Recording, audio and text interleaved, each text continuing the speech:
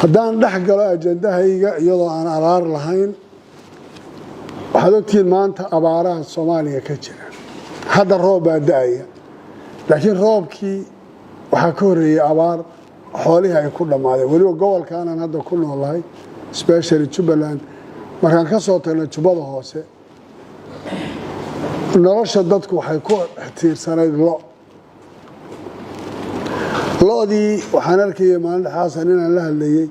600 oo neef ninkii ilaa 30 neef baa u soo hadhay 30kii neef inuu banaanka ku sii hayaay waa culays de xoolihii oo taagan oo roob u da'ay haddana inuu iskaga tagana waa culays kale mushkiladda dadka haysatay qayb ka tahay qof walibana wixii uu ku soo barbaaray kama tagi karayo abaarahaasi wax badan baa sababaya waa mid roobabkii di'i jiray wadankani dhalinyarada u badantiina dadkii hore u joogi jiray dayraha roobka di'i jiray iska daaguuga wuxuu ahaa roobab la yaqaano oo dhulkan iska daaweel inuu buuxsamee biyuhu meel laga mara la waayi jiray gobolkan baawur elji la yiraahdo ka socon jiray markuu roobku da'o wax baabuur oo kale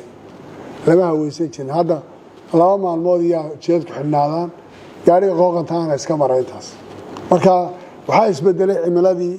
completely shalay wixii ay ahayd waxaan ahayn baa maanta jira idan lo'dii la dhaqan jiray ee dhowr kun oo neef qofku u lahaa maanta waxa lagu soo noqday 10 neef inuu qofkii sheeganayo ama qofka ugu badan oo 100 neef oo sheeganayo environmentigii iyo bay'adii laftirkeeda wax badan baa iska bedelay waan isleeyahay cudurka kudka ee ku dhacay environmentiga hay'adaha laftirkooduna qayb ay ka yihiin maxaa sababaya xilliyadii ay dawladda dhexe Soomaaliya jirtay wadankan waxaa laga qaban jiray ceelal iyo waro marka taariikhda hadda dib ugu noqoto waraha wadankan ku yaala 40 kilomitir bay isu jireen ama 30 kilomitir iyaga 10 kilomitir roundkoodu noqon jiray warahaas area-da ku fadhiyaan rasaalaya wareega iyo wareega kale 30 kilomitir oo u dhaxaynayso ceelashana 30 baa u dhaxaynayso maxaa loogu talagalay waxaa loogu talagalay dhulkan in loo kala saaro dhul saba ah ama dow ah oo xooluhu ka cabaan iyo daaqsin hadda projectiyeer baa la soo helaa cagaf baa la soo diri meel bawr baa laga qodayaa wartan iyo wartan kale oodoodu way saaran yihiin tan iyo tan kale way saaran yihiin idan environmental problem waxaa keenay hadday wixii saba ay noqoto sabadu way ka duwanaanaysaa dhulkii daaqsinta ahaa oo taas baaba way keentay ama ceelasha ha noqoto ama waraha ha noqoto waayo waxaa la leeyahay abaar baa jirta biyo dhaamin iyo waro iyo ceelalaha laga shaqeeyo looma meelday dhoobley oo aan garanayo 60 geel ay maalintii ka cabirtay geelaas maybe 100 neef inuu yahay ama inuu ka badan yahay 60 geel 60 ulood 60 kadin whatever qof waliba siduu u yaqaan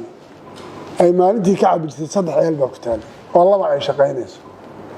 ka dhoobley maanta 12 ceel baa ku taal yaa ka caba 12 ceel biyo gelinta magaalada 2 ceel baa ku filaan karta oo midna uu biyo geliyo midna uu spare noqdo oo loogu talagalay hadii in case ay wax dhacaan oo kale meel central lagu kala wareejiyo ay yeelan karto 12 ceel tuulo walbana waxa la yiri raashibaa la isu qoraaye tuulooyinku steps iyo waxa isu jiraan mitir iyo 10 mitir iyo 20 kilomitir 5 kilomitir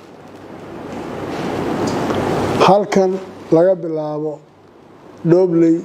ilaa xeebta Raaskambooni waa 254 kilomitir 254 kilomitir Waldeyna iyo Kulbiyo iyo Raaskambooni saddexdaa deegaan baa ku taala marka laga tago meelaha qaarkood oo miyi ay xoolo waliba dhinacan faafi oo kale iyo marka Kulbiyo u dhawaato raamadan warkeeda iska daa xoolo deganaa iyo tuulooyin ma jiraan maanta inaga iyo Waldeyna meeqa tuulo ay noo dhaxaynaysa يعني ويسمى muuqdaan talaabooyinka iyo tuulooyinka iyo waxa soo dhanna waxay ka mid tahay caqabadaha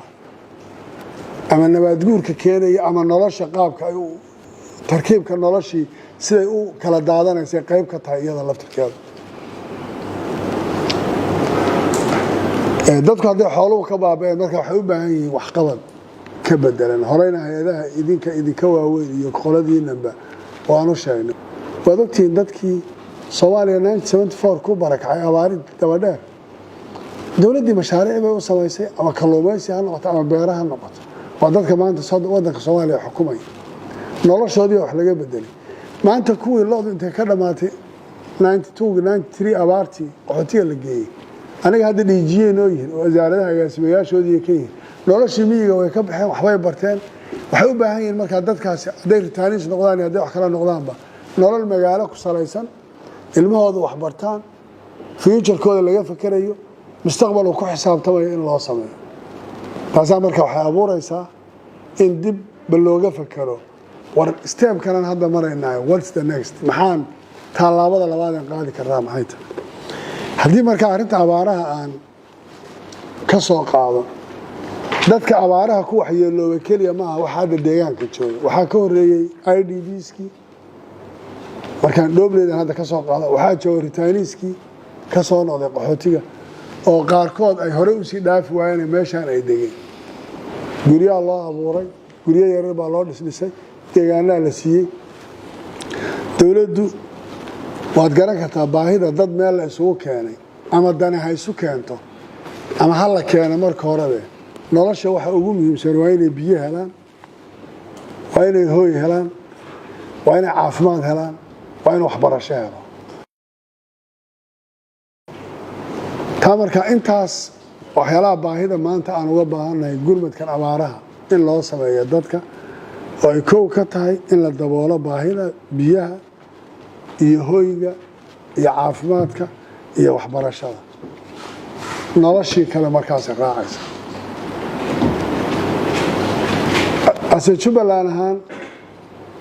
waxaanu kaga qayb qaadanay inaan horta bal bixinno dhulkii oo contributionka ugu muhiimsani waa dhulkii waxaan maandhood u sheegay meesha marayay dhul baahida dadkaasi ay jirto waxa lagu badbaadinayaa ay tahay dad iyo mujtamac wax kale oo laga xigsan karaa ma jirto masaalixda shakhsiga baahida shakhsiga danta gaarka ah waxa gaarka la leeyahay kulligood meesha way ka baxayaan waxa asal noqonaya danta guud iyo dadka guud waxa loo qabanayo ay dhul kasta ama Kismaayo ha noqoto ama Gada ha noqoto ama tanaan joogno maanta ha noqotee baahida dhulka dadka wax loogu qabanayo ama la dejinayo ama guryo looga dhisayo waxaan diyaar u nahay wax allaali wixii contribution oo ugu horeeyo inaan u banayno dhulka u baahan yihiin iyo wixii facility ay nooga baahdaan inaan samayno waa waajibna faran oo meel looga wareega lahayn marka arrintaas abaaruhu Soomaaliya tirakoobyo khaldan baa jira meel heblaha intaas ku badan yihiin meel heblaha tana xuduudkiya dadka ka yimid from south west iyo central Soomaaliya gobolada dhexe markaan leeyahay southern central uma jeedo waa gobolada dhexe ee Soomaaliya waad ogaadeen 93 waxay soo beegsadeen inay qaxootiyadii galaan maanta markii inta xuduudka yimaadeen lagu yiri qaxooti ma jiro oo uu xidhan yahay oo xadkuna uu xidhan yahay qaxootina lama aqbalayo inay halkan dhigtaan oo gacanta maxaa keenay halkaanay degeen halkaana waxaa jira khalad badan oo laga xisaabtami doono oo qiimayna oo hay'aduhu ay ku shaqeeyaan saladaasna waan kala kulmi doonaa UN OCHA iyo cid kastoo barnaamijkan coordinate garaysay fikirka iyo halbeega ay ku cabiraan dadka wax gaareen iyo say u degan yihiin iyo say yihiin waa waxay sameeyeen misliir garayn baa jirta waa si khaldan baa barnaamijkan loo hogaamiyay laakiin I hope inaan cid khusaysa ka wada hadli doono waxaan rabnaa markaa dadkii halkan biyuhu kaga shidaal kaga dhamaaday xagiina u gudbi waayay tana maanta arxano doolo waa la mid wada meelooda ugu culus waa Dhoble iyo doolo sababtoo doolona kuwii soo gaaray iyadoo wax lagu qoodiyay ogaayeen halkaas ku nasteen kuwana halkii la aadi lahaa waxay ahayd in qaxooti la sii galayo ma jiraan taa markaa waxaan rabnaa inaad kula noqotaan qolo waliba hay-adoodii iyo fadhigoodii dadkaani inay u baahan yihiin noloshooda in wax laga bedelo mas-uuliyadda annagana saaranta barnaamijkaana qaabkaa loo qaato waxaa soo raacay Dhoble waa degmo hadday degmo tahay waa inay ka guurto wixii shalay ay ku jirtay oo dhan standardka ama levelka wax lagu cabirayo ama halbeega